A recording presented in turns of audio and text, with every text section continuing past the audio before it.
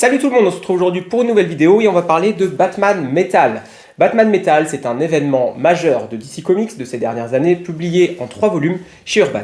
Ici, j'ai dans les mains le premier numéro et je vais un petit peu vous expliquer qu'est-ce que c'est que Batman Metal, est-ce que ça vaut le coup de le lire, est-ce que c'est important de le lire et comment fonctionne la parution en France puisqu'il y a 3 volumes. Comme vous en doutez, les events sont généralement avec un certain nombre de numéros, ça peut être 6, 7, 8, 9 jusqu'à 12, c'est vraiment beaucoup 12 pour un crossover, mais ça arrive.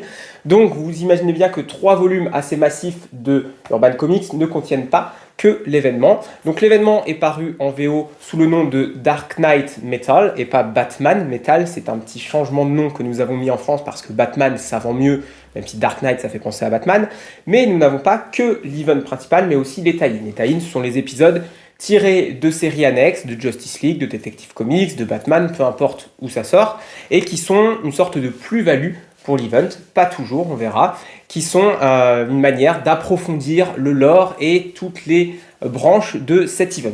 Et Dieu sait que cet event en a besoin, puisque Batman Metal, ça sort tout droit de l'esprit de Scott Snyder, à qui on doit déjà le Batman New 52, donc le Batman New 52, et c'est un Batman qui a marqué, en bien, en moins bien selon les personnes, mais qui a quand même apporté pas mal de choses dans la mythologie du Chevalier Noir, qui vont être extrêmement importantes ici.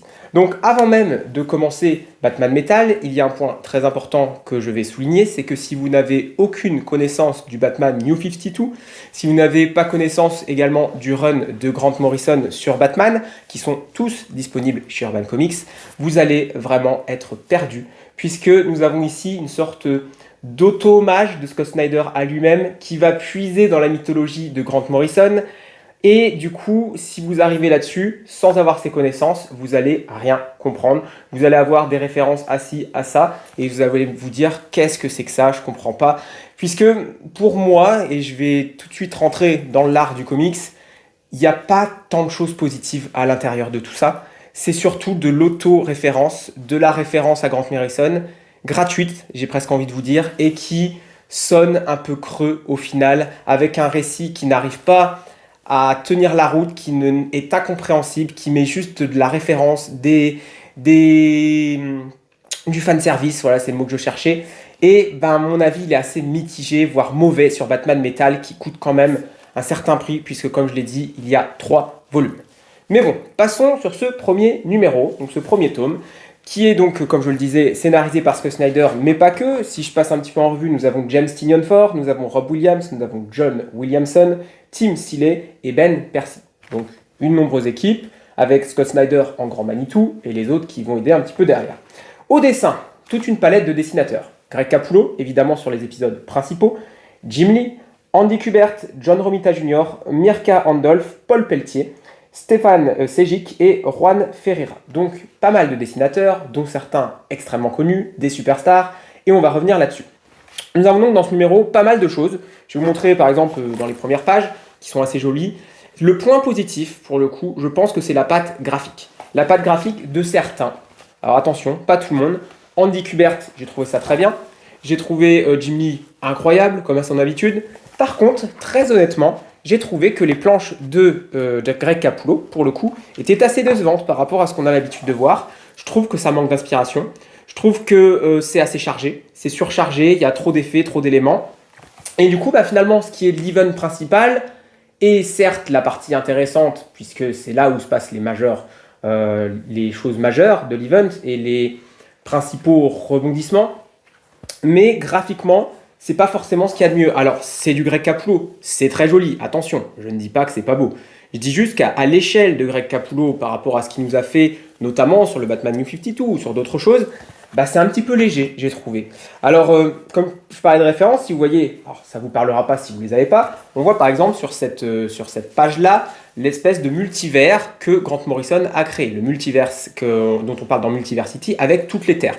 Et donc, tout le récit du tome 1 va être là pour essayer de relier les événements entre eux. C'est-à-dire qu'on va relier, là par exemple, vous avez la cour des hiboux ici, sur cette page-là, on va relier tout ce qui s'est passé dans le Batman New 52 à cet event. Et je trouve, alors que j'adore le Batman New 52, que c'est du forçage. C'est vraiment ultra forcé. qu'en fait, chaque petit détail avait été prévu à l'avance pour cet event et je n'y crois pas une seule seconde. Je vous ai parlé des Tortues Ninja avec quelque chose, et j'en reparlerai bientôt avec la chute de New York, où les Tortues Ninja posent des bases qui sont présentes depuis le tome 1 pour aboutir à ce qui va se passer ici avec le tome 6 et 7, donc qui correspondent au tome 2 et 3 de iComics. Et on y croit, dès le début on sait que c'est là. Alors que là, quand on me dit que la cour des hiboux, le métal qu'ils ont utilisé était prévu de base pour Batman Metal, on n'y croit pas. Ça fait du rafistolage à 2 francs et c'est vraiment très décevant. Donc le volume 1 va être là pour poser, relier tous les éléments entre Batman et le personnage principal de ce numéro, très clairement. Et à la fin, va arriver une menace. Va arriver, parce que pourquoi va arriver, ça ne veut rien dire.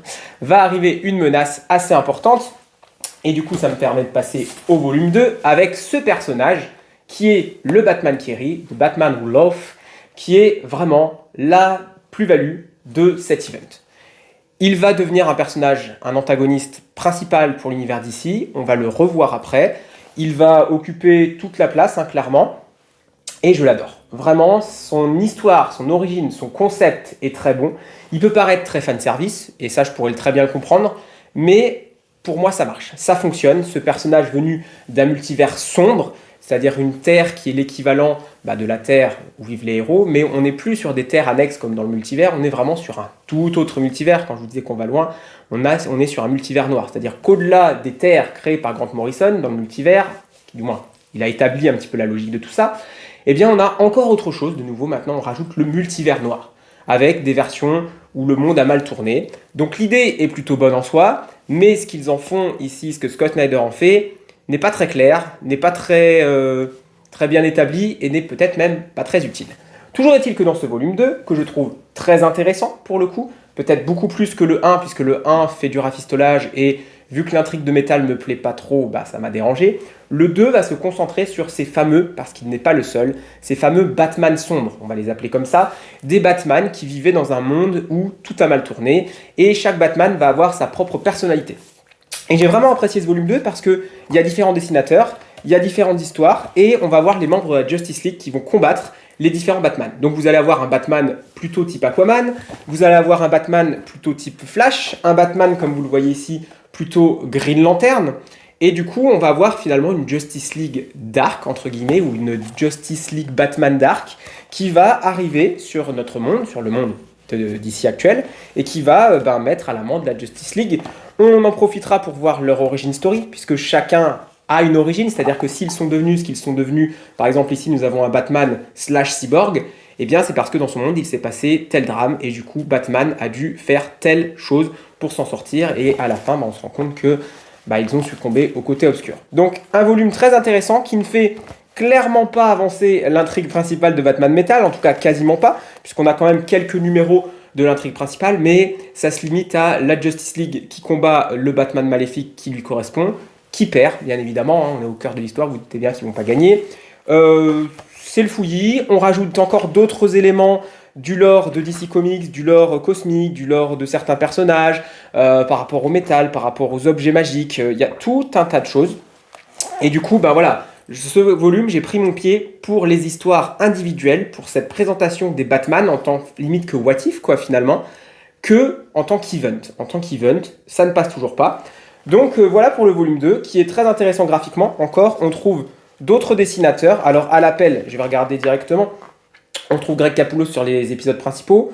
C'est toujours bien, mais sans plus. On a Doug Mahnke, qui est excellent. Yannick Paquette. Jorge Jiménez, qui est la superstar actuelle. On le retrouve sur Joker War. On l'a retrouvé sur New Justice. C'est vraiment la superstar actuellement du DC Comics. Et c'est mérité, très clairement. Il a un style vraiment accrocheur. On a Carmine Di Giandomenico, qui est également très bon, Riccardo Federici, Ethan Van Sciver, j'adore, Philippe Tan, Tyler Kirkham, Francis Manapoul, excellent, Tony S. Daniel, que j'adore de tout mon cœur, et Riley Rosmo. Donc une équipe de choc avec, vous avez vu, un nombre incroyable de dessinateurs, puisqu'il y a tout un tas de tie-in, c'est quasiment que du tie-in là-dedans, pour ce volume 2.